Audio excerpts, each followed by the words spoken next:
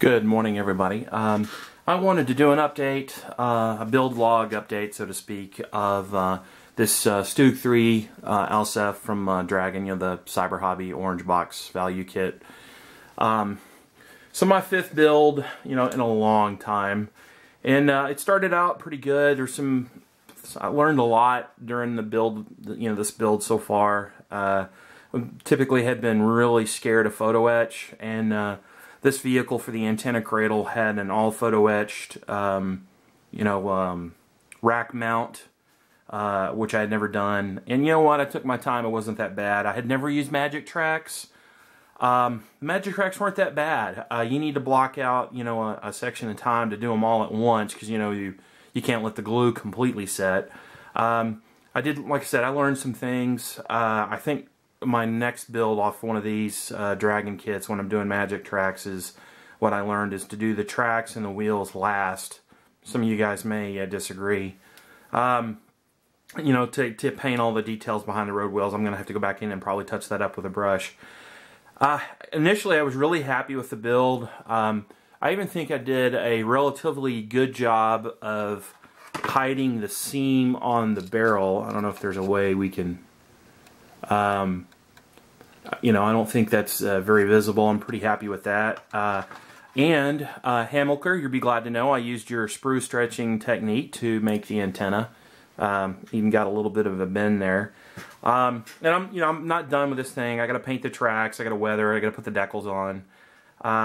Some things gave me, fits. The little mount for the commander's binoculars, I gave up trying to get that thing to work, and I just glued the binoculars to the front of that hull part. That was interesting. Had issues with the gun, I just glued it in place. But this mount, I was telling you about this antenna mount. It's really nice. I don't know if the camera will focus in on that or not. There we go. You can see that. Come on, camera, focus. There we go. Really like doing the mount. Really nicely detailed, all these little photo etched rack pieces. What I do for painting is, I had mentioned this earlier in my first part of that log, is I sprayed it with the AK Interactive primer, this Dunkelgelb primer. It's pretty much just like the Viejo polyurethane primer. I think they're probably made in the same factory. And then I appreciated using this Viejo black, polyurethane primer. No problem there. And then I sprayed a base coat of this AK Interactive, Dunkelgelb 1943 paint over the pre-shade and the primer that I had done. And then I used this Olive Grün Option 2 paint from AK Interactive. Also, over that original priming. And all these colors, by the way, I got out of this AK Interactive German War Colors 1937 to 44 set. And you can spray these paints right out of your brush. For base coats and stuff like that, you don't have to thin it. But if you want to do a camo pattern, you got to thin the paint a little bit. I had to thin the green. In fact, it took me a couple of tries. And one of the things I wanted to talk to you guys about this morning, because I'm hoping we can get some feedback, is the paint job. And I realize I'm not done. Still got a ways to go. I'm not happy with the camo.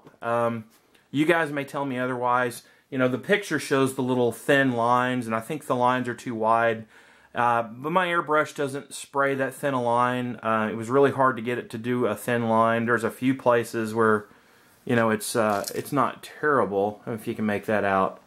But what do you guys think? Should I respray the camo paint?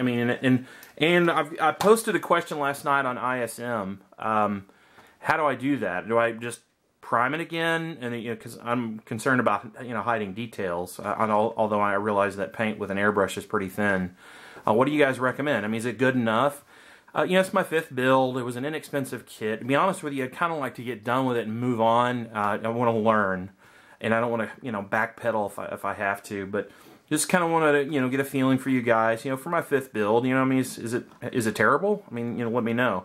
Oh, one thing I'm leaving out that I forgot to mention is these fenders. Oh my gosh. I'd never done a tank where you had to put the fenders on separately, because I've been building mostly Tamiya kits, which you don't do that. And getting the fenders on was interesting, and then the little, locator pins where the mounts for the fenders were supposed to go didn't want to line up, and I ended up having to clip those off, and they're slightly angled. Overall, I'm pretty happy with the way it looks so far. It's certainly better than some of my earlier offerings. I think I am improving a little. Maybe I'm not being humble. Another thing that surprised me is the Dunkelgelb base color is obviously flat, but this olive green color that I use the camo pattern for is apparently satin. There's a little bit of a gloss to it. And I'm going to tone it down. I was probably going to do an overspray of Dunkelgelb or maybe buff to simulate, dust or dirt. It would kind of tone it down, because I realize the colors are a little stark right now. Like I said, I still got a ways to go. But I wanted to feel you guys out. I mean, what do you think? Just keep it, put the decals on it, weather it, and be done with it, and move on to the next project? Or should I repaint the camo? I mean, how bad is the camo? I guess is basically what I wanted to ask you guys. And I realize I still have these return rollers masked from when I painted them. So, what do you think? Overall, I'm pretty happy with it. By the way, I broke both the headlights. That wasn't fun. But yeah, guys, give me some feedback. Let me know what you think. And thank you for watching. And I hope you guys have a good week.